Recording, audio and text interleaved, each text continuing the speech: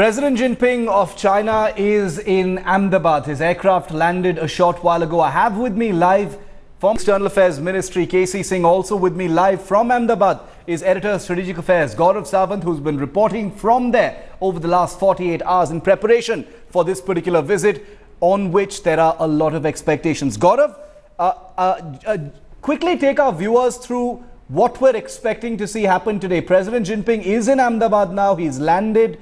The protocol issues at the airport are complete. Where is he headed now? What can we see happen through today and tomorrow?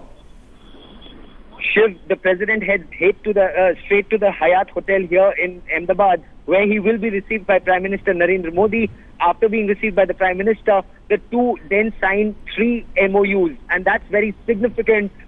This is where the Gujarat story is taken forward. This is where and Guangzhou, Ahmedabad and Guangzhou, I'll talk about development as sister cities. This is where the clearing of Sabarmati, the water that flows into the Sabarmati river, its treatment, that is to be decided. And then Prime Minister Narendra Modi takes the Chinese president to the Sabarmati riverfront. The Sabarmati riverfront has been spruced up for it, and he gets a glimpse of Indian culture, Gujarati folk art, food. They spend about an hour plus here. Look at the culture, they talk. There's a walk down the riverfront, and from what sources are telling us, this walk down the riverfront, where there'll be just the Prime Minister and the Chinese president, they will talk about how this relationship needs to be taken forward. It's a relationship that's mutually beneficial, as much of an advantage to China as it is for India, for Chinese investment in India, and the returns that China hopes to get. Then they move to Delhi later tonight, and tomorrow is when other issues are taken up, Shiv. All right, so, a packed schedule really, Gaurav, for the visiting president of China. It's easy to look at it simplistically, Gaurav, but, as you have consistently reported, this is a complex relationship, where both sides will be looking to establish core interests from both sides, and get the areas of friction back on track, so that in a healthy manner, even those issues can be taken forward, most of all the border issue, Gaurav. They're spot on, Shiv, and I've been speaking to my sources in the Prime Minister's office and the Ministry of External Affairs, and they insist that this border issue will not be brushed under the carpet. There is no soft peddling of the issue. After all these rounds of boundary talks, there is a real desire to seek a solution, a time-bound solution. The initial effort is to ensure that this border issue does not lead to any friction that harms the relationship between the two countries. You take the economy forward, you take talks on infrastructure forward, but any boundary dispute will only lead to bad taste. Now, from what my sources say, a lot of symbolism here. What they intend to do is decide how to take this relationship forward, perhaps for some time freeze it till at a future date they can decide on how to solve it. At the same time, symbolically, as a source of mine was telling me, why is a sugar called chini in India? Yes. So because the technology came from China, and that is why anything sweet is chini. So it is a sweet phase of the relationship that begins where the boundary dispute is not being brushed under the carpet. If there have been 340 odd incursions from the Chinese side, you and I both know the Indian army has gone up to the Indian claim line each and every time and more. If they have stayed in our territory for 21 days, you and I both know that the Indian army has gone and stayed at the Indian claim line even longer. So it is just that India makes this point as clear as can be. There is no question of a repeat of post 62. And again, from what a Gujarati analyst was telling me, Sardar Vallabhbhai Patel had warned Pandit Jawaharlal Nehru about the situation in 1950s. This time the government is well aware of the situation and will tackle it in a very aggressive yet calm manner. In a calm manner, there's the burden of expectations are really so high. Sometimes it's easy to look at things simplistically, but the complexities on the table between India and China are simply too many to name at this point of time. The priority, as Gaurav pointed out, and as KC Singh pointed out earlier as well, is to create a huge amount of leverage, mutual cooperation, synergy and mutual incentives between both countries, especially in the fields of economy, culture, trade, and commerce in a way that simply precludes any kind of aggression, any kind of provocations, and perhaps a default solution to the border issue. But at this point of time, Gaurav, and I know that you need to go and, get us, a report from these particular meetings that are going to start in a short while from now, Gaurav. But my final question to you before I let you go on this particular issue is, apart from the border issue, the fact that the Chinese president has arrived in Gujarat is something historic in itself. Prime Minister Modi, when he was in Gujarat, he had said that, visiting leaders should move beyond Delhi and, see other parts of the country. But it's no coincidence that it's Gujarat. Not only is Gujarat the Prime Minister's home state, but it's also a state where China has a great deal of commercial interests. And it intends to take it forward. You're spot on once again, Shiv. The fact that Gujarat was always called the Guangdong of India. Guangdong in China, as you and our Headlines Today viewers know well, is the factory of the world. That is where China's development story started. And this is where India's development story is expected to be kick-started once again, or to be galvanized, shifted on a higher gear. That's the hope, at least from this meeting and a series of meetings after this. And there is an effort. What China wants to learn is how is it that the private sector in India moves forward and so fast on these issues. They want the private sector to look at how things happen. What Modi wants to show China is the discipline in Gujarat. He wants China's speed, skill and scale. That scale is what he intends to bring to Gujarat and then rest of the country. There's also an industrial park that's coming up in Maharashtra. That is also an agreement that is being signed this time. So there's Gujarat, there is Maharashtra, there's access to sea, there are ports, there are roads that have to be built. So there is a major effort. As you rightly pointed out, expectations are extremely high from this visit. But then Rome wasn't built in a day. Perhaps, what the Chinese Consul General was saying, $100 billion worth of investment, that is not happening. That is clearly not happening on this visit. And it's not even happening over the next 5 years. But there will be major investment from China if the two countries are able to move forward. And if India is also able to deliver in terms of timelines, cost overruns and time overruns has been India's Achilles heel, and this is something that both Japan and China want India to sort out. Well, they want that to be sorted out. Gaurav, thanks very much. Live pictures coming in from the Hyatt Hotel, that's on your right-hand side in Ahmedabad, where the meeting will take place in just a moment from now between the Chinese President and the Indian Prime Minister in just a moment from now. Prime Minister Narendra Modi at Ahmedabad's Hyatt Hotel.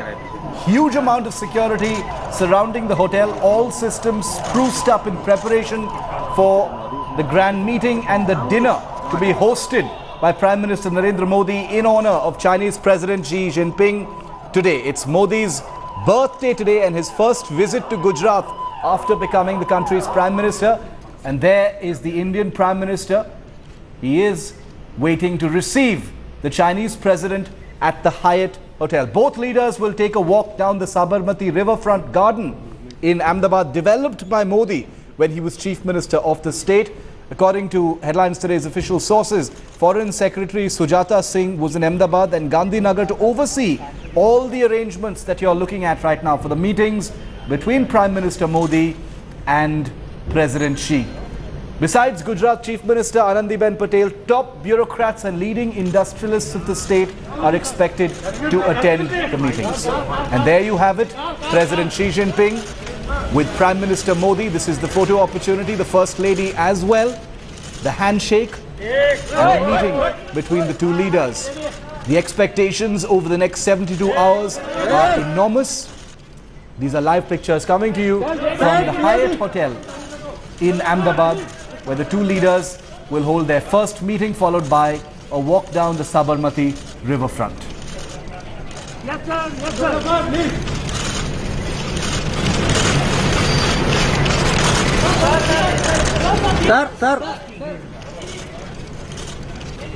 Besides the Gujarat Chief Minister Anandiben Patel, top bureaucrats and leading industrialists of the state are expected to attend the meetings. President Xi is expected to land has landed and he's there, and after this particular meeting there will be a series of business meetings as well. Remember, the crux and the thrust of this particular visit by President Xi is going to be economic and commercial. Crucial memoranda of understanding and agreements will be signed between China and India on this particular visit, pertaining not just to commercial investments everywhere else, but especially in the state of Gujarat. The Prime Minister had said that visiting dignitaries should move beyond Delhi and look at the rest of India, and that's why this particular meeting is taking place in Ahmedabad first. The Chinese Premier will be signing a memorandum of understanding for an industrial park in the state as well. He's scheduled to visit the Gandhi Ashram before his walk with Modi on the Sabarmati riverfront. Both the leaders will then leave for New Delhi around 8:30 p.m. after an early dinner at about 7:30 this evening. Gaurav Sawant is live with us. He's been tracking every single development there on this visit, on which the expectations are higher than perhaps any earlier engagement between a leader of India and China. Gaurav, the leaders have shaken hands. They've gone into the hotel now for their first meeting, Gaurav. That's right, Shiv, and this is where, sources in the MES originally now scheduled to meet. There was a slight delay in the arrival of the Chinese president, and as soon as his aircraft reached, he was received by the chief minister, by the governor. After the guard of honor, he drove to the hotel, and now he was received there by Prime Minister Narendra Modi. And now the three MOUs that are to be signed, this is where the MOUs are going to be signed, and then the two move to the Sabarmati riverfront. As you and I have been talking with our guests, expectations extremely high, but the Indian camp repeatedly saying we need to keep them realistic and just ensure that this is a relationship that's mutually beneficial, Shiv. And Gaurav, just to remind our viewers once again of what we're expecting to see happen from here on, the information we have is that the President of China will be visiting the Gandhi Ashram before his walk with Modi on the Sabarmati riverfront. Elaborate arrangements for everything that he's going to be doing before that grand dinner tonight. That's right, Shiv. In fact, at the Gandhi Ashram, where he would be given a glimpse of how the father of the nation used to live on the banks of river Sabarmati. He'll walk down the Gandhi.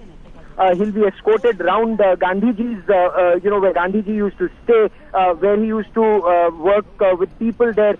After that, he would be presented a charkha that Gandhiji used to use to spin cotton, and that would be a present, also be a pictorial on Mahatma Gandhi's life and his teachings that would be presented to the Chinese president. After that, the Prime Minister joins him at the Sabarmati riverfront, and this riverfront, where we are at this point of time, has been specially spruced up for the Chinese president's visit. There's an elaborate sound and light display here. There are also traditional dances of Gujarat that will be organized for the Chinese president, for him to get a glimpse of Indian culture. Yes. The Prime Minister and the President walk down the Sabarmati riverfront. Of course, we've been told there's a golf cart that will follow them should they not want to walk back down this 1 kilometer long track.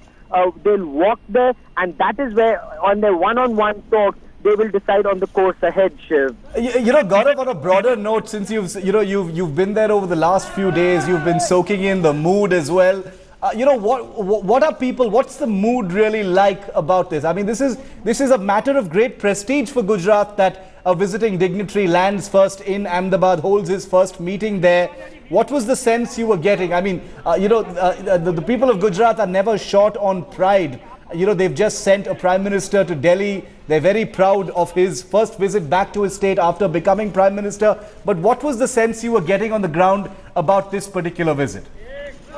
You're absolutely right about Gujarati Asmita, and the Prime Minister referred to it when he was addressing the people in his first visit to Gujarat after becoming the Prime Minister. He spoke of Gujarati Asmita, Gujarati pride. He spoke of how this is a matter of pride for Gujarat that the Chinese president wanted to come here, wanted Gujarat to be the showcase of India's development story. Yes. And that is something that both India and both New Delhi and Ahmedabad are very proud of. The fact that the Sabarmati riverfront, Shiv, you and I have reported from here extensively, when this riverfront was coming up, and now it looks very beautiful. Tourists come here. There's boating on the Sabarmati River in the evenings, and this used to be a Ganda Nala, almost a Ganda Nala at one point of time. So, that is something that is beautiful. The fact that he sees Indian culture, a glimpse of Indian culture. Will Gujarat be the Guangdong of India? Yes. The Economist several years ago had called Gujarat the Guangdong of India. This is where they actually expect to take it at that scale level. You have industries here, but scale it to the level of China. Bring in that kind of discipline, cut on time lags, cut on cost overruns, bring in speed with bullet trains, high-speed trains. The fact that to take a vehicle from central India to the port takes so many days. Yes. Manufacture those vehicles here, have good roads. That's the infrastructure that the government is now talking about, Shiv. That's the kind of infrastructure the government is talking about right now. And Gaurav, you were in Japan just a couple of weeks ago, when Prime Minister Modi was there. So, it's a complex series of relationships that this new government is actually negotiating at this point of time. And that's where really the expectations come in. And you and I, Gaurav, have reported the decisions taken by this government, the visits to other countries, the visits of other leaders to India. The popular expectations from Modi, are perhaps higher than any leader we can remember in the recent past. And that's something that the government also has to deal with when they go through these relationships. Even Chinese commentators and Japanese commentators were talking about this, the first decisive government in 3 decades. The fact that Narendra Modi has the numbers to carry his decisions through is the fact that they're enthused. Why is it that Japan was hesitating to invest in India? Why is it that China, desperate to invest and get returns on its investment, was scared to invest in India? It's because of time and cost overruns. And the fact that several projects that started, several mega port projects that started in earlier regimes could not be carried through. Several deadlines were missed and that their money went down the drain. This is something they hope will not happen in this regime. This is somewhere where they hope that once a decision is taken, that decision will be carried through so that they get their returns. In Japan, they said, we are a $7 trillion economy, we have surplus funds, we are desperate to invest, but we want safe returns on our investment. They hope that Prime Minister Narendra Modi will be able to ensure that. He's promised a Japan desk at the PMO. China, with a 100-member delegation coming to India, expects similar, speed and scale in terms of returns for their investment. Even if this is a trust verify before you move forward relationship, perhaps not as open as with several other countries, but this government far more open than other governments in the past. Gaurav, one final question, because I know you're going to have to go into that hotel to bring us more information about what's really happening. But one final question before I let you go. The contentious issues, both sides provide the sense that, the contentious issues are going to be kept separately. India and China are going to be building on the synergistic issues, commerce, trade, economy, investments, things like that. But on the table will also be the contentious issues during this trip, is it not? There will be. In fact, National Security Advisor Ajit Doval traveled to China. The sense that came after his visit to China was a solution is not expected overnight, but there will be forward movement. Yes. What that forward movement will depend on the talks between the Prime Minister and the Chinese President, because a lot depends on the personal initiative of the two. Groundwork will be prepared by the bureaucrats and the diplomats, but ultimate signing of the document, if at all, or the road ahead will be decided by the Prime Minister and the Chinese President. And unlike in the past, both extremely powerful, both having numbers to carry it through. And in the case of the Chinese President, he's in control of the Chinese army. So that internal bickering and jockeying for power in China in the past will not be the case with Xi Jinping. Because in the past, in the Demchok incursion, if you remember, the 21-day-long incursion, it was said that it was the Chinese military and the civilian leadership jockeying for power, which is what led to that tension. This time it is hoped, Shiv, that's the caveat. It is hoped that situation will not be there once Xi Jinping and Narendra Modi arrive at a decision. And that's precisely what I was talking about when I said that the expectations are unusually high. during this particular meeting. The funny thing, of course, is that happens during every meeting, but realistically speaking, what can we expect? Is it going to be a milestone meeting? Is there going to be anything historic coming out of it? Or is there going to be a level of pragmatism? This is a complicated relationship. It needs to be taken forward with caution, slowly, and with a great measure of patience. China has certainly demonstrated that it has the kind of strategic patience necessary to build and evolve the sort of leverage it needs to throw its weight around in Asia and the world. But can a new government do the very same thing? So far, indications are that India can do that. In a short while from now, we're expecting to hear from both leaders as well. Remember that Gaurav will be bringing us live reports right through the day from Ahmedabad on this big story that we will be tracking continuously here on Headlines Today. Gaurav, thank you for the moment. All systems are spruced up in preparation for the grand dinner to be hosted by Prime Minister Narendra Modi in honor of his VVIP guest and visiting Chinese President Xi Jinping. Today is the 17th of September. It's Prime Minister Narendra Modi's birthday as well. And it also happens to be his first visit to Gujarat after becoming the country's Prime Minister. Both leaders are inside the Hyatt Hotel in Ahmedabad. They will be taking a walk down the Sabarmati riverfront garden in Ahmedabad that has been developed by Modi when he was Chief Minister of the state. According to official sources, Foreign Secretary Sujata Singh was in Ahmedabad and in Gandhinagar to oversee arrangements for the meeting between Modi and Xi.